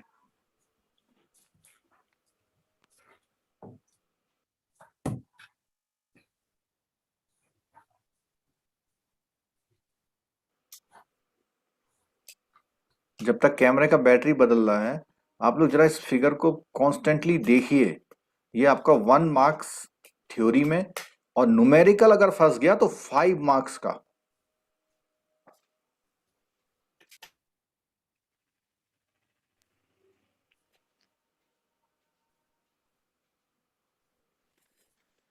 हाँ बताइए। रेशियो तो में फर्क पड़ रहा है ना? हाँ, रेशियो में फर्क पड़ा, बिल्कुल एग्जैक्टली रेशियो में किस स्पीड से चेंज आ रहा है। तो यहां पर अगर आप देखेंगे जो यूनिटरी इलास्टिक है, ये P से P1, P पॉइंट से P1 जितना डिस्टेंस है उतना ही डिस्टेंस जो हमारा Q से Q1 है, मतलब रेशियो जो डिफरेंस है वो इक्वल है। तो वहां पे हम बोलते जैसे हैं जैसे प्राइस भी यूनिटरी। बढ़ रही है वैसे वैसे क्वांटिटी भी बढ़ रही है सर। हाँ, उसी रेशियो में, वैसे वैसे नहीं, उसी रेशियो में। रेशियो का मतलब है कि अगर मैं ऐसे बोलूं कि जी सर 5 समझ गए से सर। 10 हुआ और 10 से 15 हुआ, जरा बताना ये कौन सा आंसर हो सकता है? 5 से 10 और 10 से 10 15। से 20 होना चाहिए ना सर? यूनिटरी। यूनिटरी नहीं, में हुआ 10 से 20 होना यूनिटरी। चाहिए। यूनिटरी 10 नहीं से 20 होगा होगा तो इसमें। यूनिटरी तो होगा। फिर ये सर रिलेटिवली रियलिस्टिक। हाँ, रिलेटिव देखेंगे आप, यहाँ पे डबल हो रहा है अच्छा और यहाँ 1.5 हो रहा है, अच्छा अच्छा। ठीक है। और अगर यही फिगर ऐसे होता कि 5 to 10 और 40 to 80, यूनिटरी होगा सर ये। तब यूनिटरी होगा। मतलब जो परसेंटेज चेंज है वो परसेंटेज चेंज इक्वल होना चाहिए। ऊपर वाले में भी 100% चेंज आया और 40 से 80 में भी 100% चेंज आया, तो वो एग्जाम्पल हमारा यूनिटरी इलास्टिक का होगा, ठीक है। अच्छा, ये 1 2 3 4 5 में से सॉल्ट का एग्जाम्पल कौन सा, ये बताइए आप लोग। सर वन वो होना सर चाहिए। इनइलास्टिक में आएगा। वन है क्या सर? नहीं नहीं सर, इनइलास्टिक में आएगा वो। नहीं सर, सेकंड जी second sir, perfectly inelastic. Second में होगा जी सर, सॉल्ट, जी सेकंड। ठीक है। प्राइस सेकंड में कितने मीन्स प्राइस कितना ही हो जाए, हम लोग नमक खाना उतना ही रखेंगे, यस सर। यानी मार्केट में नमक को परचेज करने वाले लोग उतने ही रहेंगे, ठीक है। अच्छा, मर्सिडीज का एग्जाम्पल कौन सा होगा? वो परफेक्ट वो 1 वाला आएगा शायद सर। वो मतलब रिलेटिवली तो कुछ नहीं हो सकता बट वो नियरली इक्वल टू दैट।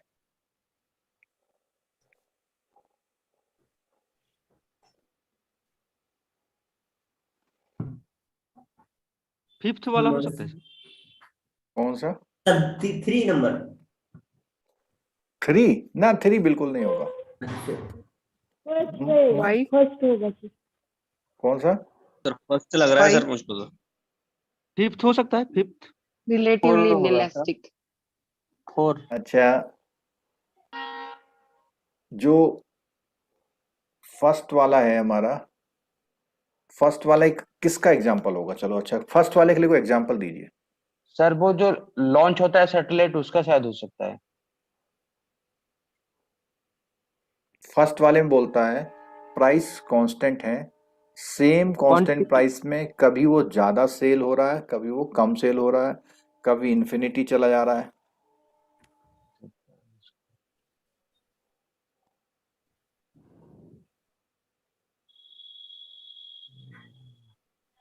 तो मेडिसिनल आइटम्स में होगा। Sale of the electronic items. Sir seasonal कोई चीज। अच्छा अभी सर मेरे को सेल भी ऑफ फ्रूट्स है। No sir. फ्रूट्स का सेलिंग नहीं हो सर। सकता है। Sir Seasonal covid constant sir है। कोविड में अगर सैनिटाइजर का हम constant। देखें तो नहीं तो प्राइस ही पूछा हाँ होगा। हाँ हाँ, ये एग्जाम्पल ठीक है। मास्क या सैनिटाइजर, जी सर। सैनिटाइजर का प्राइस, हालांकि वो एक अलग बात है कि अभी लोगों ने ऐसा बढ़ा दिया था उसका, लेकिन आज से 5 साल पहले पहले कोई नाम ही नहीं जानता था। सैनिटाइजर का कॉस्ट कांस्टेंट था। तो अगर किसी को बीमारी ज्यादा हो जाता था किसी इलाके तब- में तो वहां ज्यादा तभी बिक आता। जाता था, जी सर। और जहां कोई बीमारी नहीं होता था वहां कोई नहीं लेने आता था, Yes. है ना? इस तरह Yes. समझ सकते हैं आप इसको, पहले वाले को। सर गोल्ड ज्वेलरी का भी होगा? नहीं गोल्ड नहीं। ज्वेलरी का प्राइस पे नहीं नहीं सर, नहीं, वो तो सर डिमांड डिमांडिंग कम आइटम बढ़ता है, रहता है। डिमांडिंग आइटम चलता रहता है। डिमांडिंग आइटम, उसके लिए ये काम नहीं करेगा, ठीक है। अच्छा, अब बात करते हैं मर्सिडीज का। मर्सिडीज का प्राइस बढ़ने का रेंज और क्वांटिटी बढ़ने का रेंज, रहना चाहिए। उसमें क्या है, प्राइस की स्पीड जब ज्यादा बढ़ती है तब क्वांटिटी लोग कम करते हैं, और थोड़ा सा बढ़ने पे लोग सोचते हैं चलो थोड़ा सा तो महंगा हुआ ले लेते हैं। लेकिन अगर प्राइस ज्यादा, तो मर्सिडीज थोड़ा सा यहां पर आएगा, 5 पे रिलेटिवली इनलेस्टिक। 5 पे आएगा, ठीक है। अच्छा, अब इसमें जो है इन फिगर को देखिए, ये पहले वाले में इन्फिनिटी लिखा हुआ है, ये दिख रहा है इन्फिनिटी लिखा हुआ, थोड़ा छोटा है, थोड़ा बड़ा करके देख लीजिएगा। रेड पेन यूज कर, नहीं रेड नहीं, ब्लू यूज करो। सर क्लियरली दिख रहा है सर। दिख रहा है, चलो। हाँ, तो ये जो फर्स्ट वाला है वो तो हो गया हमारा इन्फिनिटी वाला, और सेकंड नंबर वाला देखिए क्या है, 0 वाला। अब ये ग्राफ आपको क्लियर हो जाएगा। ये जो ग्राफ है इधर से इधर को कहां जा रहा है, इन्फिनिटी में जा रहा है ना। ये अपवर्ड में जो है 2 5 3 4 1 इन्फिनिटी में जा रहा है ना। अब एक बात और सुनिए कि ये जो हमारा थर्ड वाला ग्राफ है इसका 1 है, तो इसका मतलब मैं यहाँ पे थोड़ा सा एक बार और ग्राफ कर रहा हूं थोड़ा सा। ये हमारा पॉइंट है, यहाँ पे हमारा 0 है, यहाँ इन्फिनिटी है, और बीच में सेंटर में क्या है, 1 है। तो जो काउंटिंग होता है वो 1 से पहले 0 आता है, और 1 से लेके आखिरी काउंटिंग कौन सा होता है, इन्फिनिटी। इन्फिनिटी होता है। तो सेंट्रल पॉइंट ये वाला जो है यूनिटरी इलास्टिक बोलेंगे, जिसकी इलास्टिसिटी 1 आ रही है, और 1 किसकी आएगी, जिसका रेशियो क्या होगा, इक्वल होगा। तो आपका जो न्यूमेरिकल डिजाइन होगा, ऐसा सिंपल क्वेश्चन भी आ सकता है कि 0 टू इन्फिनिटी में सीक्वेंस लगाइए, 0 टू इन्फिनिटी में सीक्वेंस लगाइए। ये 5 फिगर दे सकता है आपको कहेगा कि इसको सीक्वेंस लगाइए, कि पहला कौन सा आएगा, दूसरा कौन सा आएगा, या सेकंड में आपको न्यूमेरिकल बेस देगा। उस न्यूमेरिकल का जो आंसर आएगा वो आंसर आपका इस ग्राफ से दिया जाएगा, और आंसर में आपके जो आंसर आएंगे कैसे आएंगे, सपोज कीजिए आ गया 4.9 आ गया आपका आंसर, सपोज कीजिए आपका आंसर आ गया 0.3, और एक और आंसर आ गया आपका 9, एक और आंसर आ गया 1। तो आपका अगर 0.3 आंसर आएगा तो आप क्या आंसर देंगे, रिलेटिवली इनलेस्टिक। आप 5 नंबर पे आएंगे फिर, ठीक है। और अगर आपका आंसर 0 आ जाएगा तो आप दो नंबर रखेंगे। हाँ, ये हमारा एक क्लास तो हो रहा है, लेकिन इसमें परफेक्शन के लिए आपको इसको खुद ड्रॉ कर लेना चाहिए, वीडियो को पॉज करके एक सिंगल डायग्राम बनाना चाहिए, बड़ा सा पूरा पेज में, एक ग्राफ यूज करके 5 ग्राफ का लाइन मार के उसका इक्वल टू क्या है ये सब, ठीक। सर इसमें क्वेश्चन न्यूमेरिकल बेस्ड आता है। हाँ, न्यूमेरिकल बेस आता है। न्यूमेरिकल बेस के लिए मैं आपको ये दिखा देता हूं, और जो इलास्टिसिटी है वो डिमांड और सप्लाई दोनों का आता है। इसको भी आप स्क्रीन को नोट कर लेंगे। ये आपको स्क्रीन दिख रहा है, स्क्रीन दिखा आपको, Delphi by Delphi. Yes sir. Yes, इसको आप बाद में पॉज करके वो कर लीजिए। जो क्वेश्चन आएगा आपका, पहला क्वेश्चन क्या है, प्राइस इलास्टिसिटी ऑफ डिमांड, और नीचे है प्राइस इलास्टिसिटी ऑफ सप्लाई। क्या फर्क आएगा इनमें, अगर आप केवल डिमांड को नोटिस करेंगे, केवल आप किसको, डिमांड को नोटिस करेंगे और प्राइस के रेस्पेक्ट में, तो आपका इलास्टिसिटी ऑफ डिमांड आएगा। और सप्लाई और प्राइस को कवर करते हुए कैलकुलेट करेंगे तो क्या आएगा? प्राइस इलास्टिसिटी ऑफ सप्लाई आएगा। ठीक है, जी कोई डाउट है इसमें किसी को?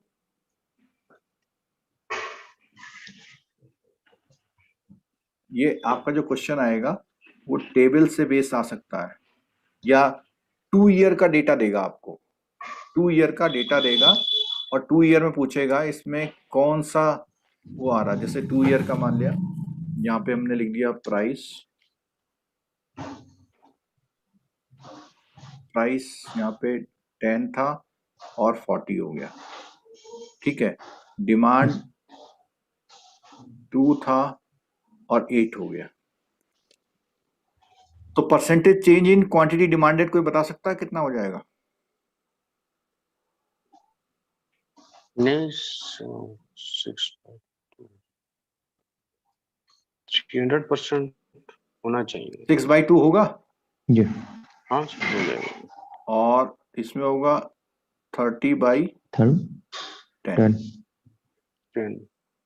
ठीक है, तो Yes. यहाँ पे आपका आंसर आ गया 3/3। कितना आंसर आया? 1। 1 आया। ठीक है, क्लियर होगी बात? सर लास्ट वाली स्क्रीन थोड़ा शेयर करेंगे। इससे पिछले वाली सर ये जो कैलकुलेशन किया वो थोड़ा रिवाइज करेंगे सर। मैं आपको बताता हूँ। सर मेरा बस थोड़ा सा क्वेश्चन है कि जो ये परफेक्टली इलास्टिक और ये जो 5 दिए हुए हैं इनको बस मुझे इनके उससे infinity 0 1 greater than 1 less than 1 से ही कोरिलेट करके मुझे जो है अपने चैप्टर को मेंटेन करना पड़ेगा ना? बिल्कुल बिल्कुल, हाँ। जो आपका अभी जो हमने जी न्यूमेरिकल जी दिखाया, जी इस जी जी न्यूमेरिकल का जो आंसर आएगा आपको, जी जी ये वही आंसर उसको स्विच होगा। करेगा।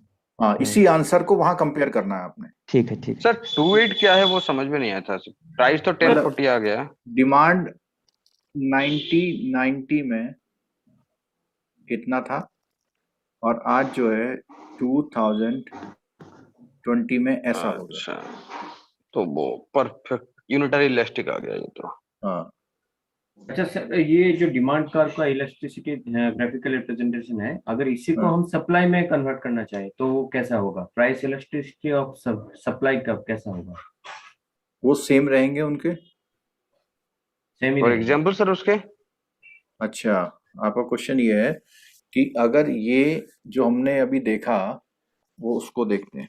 सर एक ग्राफिकल रिप्रेजेंटेशन में जाइए, वो वहाँ पे। एक मिनट।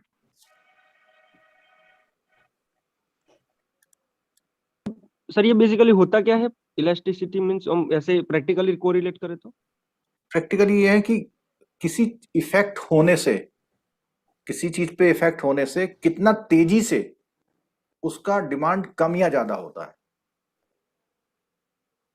अगर इन्फिनिटी उसको है कैलकुलेट करना। तो इसका कोई भरोसा नहीं कि आज क्वांटिटी 1 हो जाएगी, कल को 2 लाख हो जाएंगी। अच्छा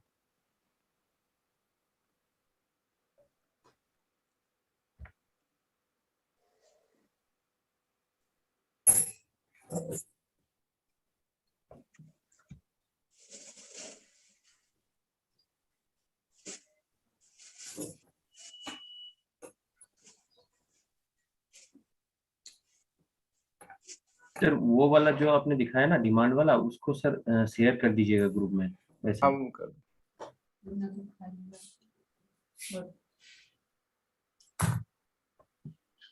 हरी मिर्ची दिया थे तो क्या हो जाता बता? मैं चुप नहीं रहूंगी।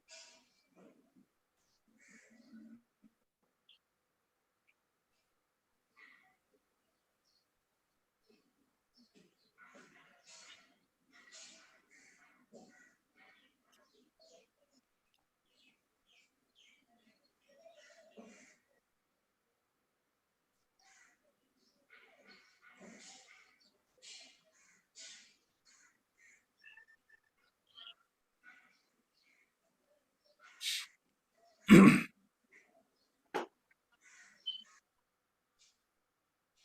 तो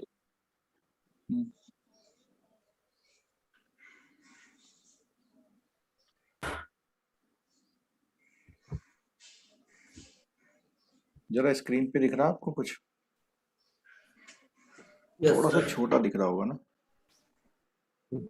चलेगा सर।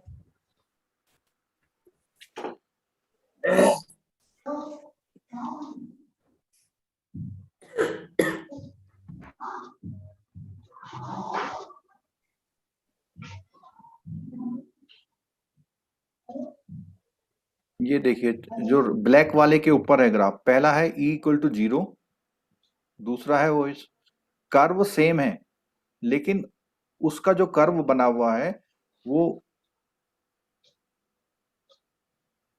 यही से देखना था एक्चुअली, वो इलास्टिसिटी 0 इंफिनिटी और वो तो सेम ही रहेगा, ये वाला ऑपोजिट डायरेक्शन में से आएगा। हाँ ये अपोजिट डायरेक्शन में जाएगा, उसमें इन्फिनिटी 0 वर्टिकल है,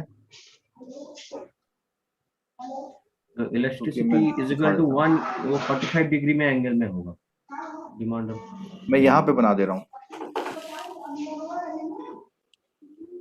ये दो लाइन में कोई चेंज नहीं आएगा और जो हमारे रिमेनिंग जो ग्राफ बनेंगे वो ऐसे ऐसे और ऐसे बनेंगे, ठीक है। यहाँ पर क्या है हमारा इन्फिनिटी, यहाँ पे क्या है हमारा 0, ये इस तरह से आएगा, ठीक है। और इसमें जो चेंज होंगे वो आपके ये ग्राफ और ये ग्राफ चेंज होगा। वो ग्राफ कैसे बनेगा हमारा, या तो हमारा ऐसा बनेगा या ऐसा बनेगा या ऐसा, ठीक है। चलो मुझे यहाँ पे क्लास तो रोकना पड़ेगा क्योंकि 5 मिनट बाद जो JIB का क्लास है, ठीक है। आप लोग स्टडी करिए और इस टॉपिक को अच्छा तरह समझने की कोशिश करिए, केवल पास होने के लिए नहीं, थोड़ा समझने की कोशिश करिए, थ्योरी को कॉन्सेप्ट अच्छा करिए, आपको डेफिनेटली हेल्प करेगा। ये वाला पिक्चर से शेयर कर दीजिए, मैं कर दूंगा सबसे, ठीक। Okay okay, thank you. Okay sir.